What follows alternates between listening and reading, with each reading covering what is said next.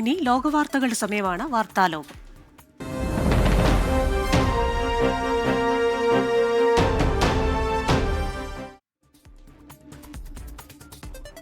Vladimir Putin Volodymyr Zelensky സമാധാന ചർച്ച ഉടൻ ഉണ്ടാകാനുള്ള സാധ്യത തള്ളി റഷ്യ. യുക്രൈൻ പ്രസിഡന്റ് വൊളോദിമിർ സെലൻസ്കിയുമായുള്ള ചർച്ച നിശ്ചയിച്ചിട്ടില്ലെന്ന് റഷ്യൻ വിദേശകാര്യമന്ത്രി സെർജി ലാവ്റോവ് പറഞ്ഞു. ചർച്ചയുടെ അജണ്ട ഇതുവരെ നിശ്ചയിച്ചിട്ടില്ലെന്നും സെർജി ലാവ്റോവ് പ്രതികരിച്ചു. വിവരങ്ങളുമായി അമേരിക്കയിലെ ന്യൂജേഴ്സിയിൽ നിന്ന് മധു കൊട്ടാരക്കരയാണ് ചേരുന്നത്. മധു, ഗുഡ് മോർണിംഗ്. ഈ അലാസ്ക ചർച്ചകൾ അത് പൂർണ്ണമായി വിജയത്തിലെത്തിയില്ലെങ്കിൽ പോലും കഴിഞ്ഞ ദിവസം JD വാൻസ് പറഞ്ഞതുപോലെ അത് ഒരു സമാധാനത്തിലേക്ക് നീങ്ങുന്ന ആദ്യ ചുവടാണെന്ന് നമ്മൾ കരുതിയിരുന്നു. പക്ഷേ ഈ ചർച്ച, പുടിൻ സെലൻസ്കി ചർച്ച ഒരു അനിശ്ചിതത്വത്തിൽ നിൽക്കുകയാണല്ലോ ഇപ്പോൾ.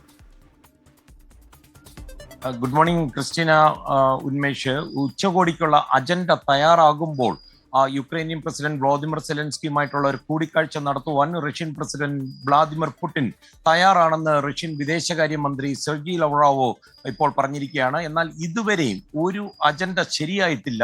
ഇരു രാജ്യങ്ങളെയും ചർച്ചയ്ക്കായി ഒരു മേശയ്ക്ക് ചുറ്റും കൊണ്ടുവരാൻ അലാസ്കയിൽ US പ്രസിഡന്റ് ഡൊണാൾഡ് ട്രംപ് ഏറെ ശ്രമം നടത്തിയിരുന്നു. പുടിനുമായിട്ടുള്ള കൂടിക്കാഴ്ചയൊക്കെ നടത്തിയിരുന്നു. പക്ഷേ അതിനൊക്കെ ഒരു വലിയ തിരിച്ചടിയാണ് ഇപ്പോൾ റഷ്യയുടെ ഈ നിലപാട് എന്ന് വേണമെങ്കിൽ പറയാം. അതേസമയം നേരത്തെ കൃഷ്ണ സൂചിപ്പിച്ചതുപോലെ US vice president JD Vance ഇന്ന് വലിയ ശുഭാപ്തി വിശ്വാസമാണ് ഈ ഉച്ചകോടിയുമായി ബന്ധപ്പെട്ട് പ്രകടിപ്പിച്ചത്. ആരോഗ്യപരമായ നയതന്ത്രത്തിലൂടെ യുക്രൈൻ യുദ്ധം അവസാനിപ്പിക്കുമെന്ന് അദ്ദേഹം പറഞ്ഞു. റഷ്യ ഒരുപാട് വിട്ടുവീഴ്ചകൾ ചെയ്തിട്ടുണ്ടെന്നും വാൻസ് പറയുന്നു. പല കാര്യങ്ങളിലും റഷ്യ അയഞ്ഞു തരികയും ചെയ്തു.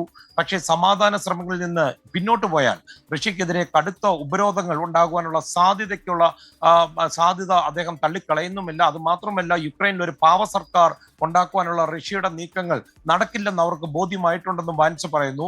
ഇപ്പോൾ ഒരു പുടിൻ സെലൻസ്കി കൂടിക്കാഴ്ച നടക്കില്ല എന്ന് ഈ സെർജി ലാവ്റോവ് പറഞ്ഞതോടെ ഈ തിരക്കിട്ട് കിടക്കുന്ന ശ്രമങ്ങളിലൊക്കെ ഏതാണ്ട് ഒരു വെള്ളമൊഴിച്ച അവസ്ഥയായി മാറിയിരിക്കുകയാണ്. NBC ന്യൂസിന്റെ മീറ്റ് ദ പ്രസ് എന്ന് പറയുന്ന പ്രശസ്തമായ പ്രോഗ്രാമിലാണ് സെർജി ലാവ്റോവ് തന്റെ ഈ നിലപാടുകളൊക്കെ ഇന്ന് വ്യക്തമാക്കിയത്. ട്രംപിന്റെ പുടിനുമായിട്ടുള്ള അലാസ്ക കൂടിക്കാഴ്ചയ്ക്ക് ശേഷം നമുക്കറിയാം റഷ്യ യുക്രൈനെതിരെയുള്ള ആക്രമണം കടുപ്പിച്ചിരുന്നു. കഴിഞ്ഞ ദിവസം അമേരിക്കയുടെ ഉടമസ്ഥയിലുള്ള യുക്രൈനിലുള്ള ഒരു ഇലക്ട്രോണിക് ഫാക്ടറിക്ക് നേരെയും റഷ്യയുടെ ഡ്രോൺ ആക്രമണം ഉണ്ടാകുകയും ചെയ്തിട്ടുണ്ട്. കൃഷ്ണ, ഉന്മേഷ്. ശരി, അമേരിക്കയിലെ ന്യൂജേഴ്സിയിൽ നിന്ന് മധു കൊട്ടാരക്കരയാണ് വിശദാംശങ്ങളുമായി ചേർന്നത്. ലോകത്തെവിടെയായാലും ഏത് സമയത്തും 24 വാർത്തകളും ഓഗ്മെന്റഡ് റിയാലിറ്റി പാക്കേജുകളും എക്സ്പ്ലെയിനറുകളും വിശദമായി കാണാൻ ഞങ്ങളുടെ YouTube ചാനൽ നിങ്ങൾക്ക് സബ്സ്ക്രൈബ് ചെയ്യാം.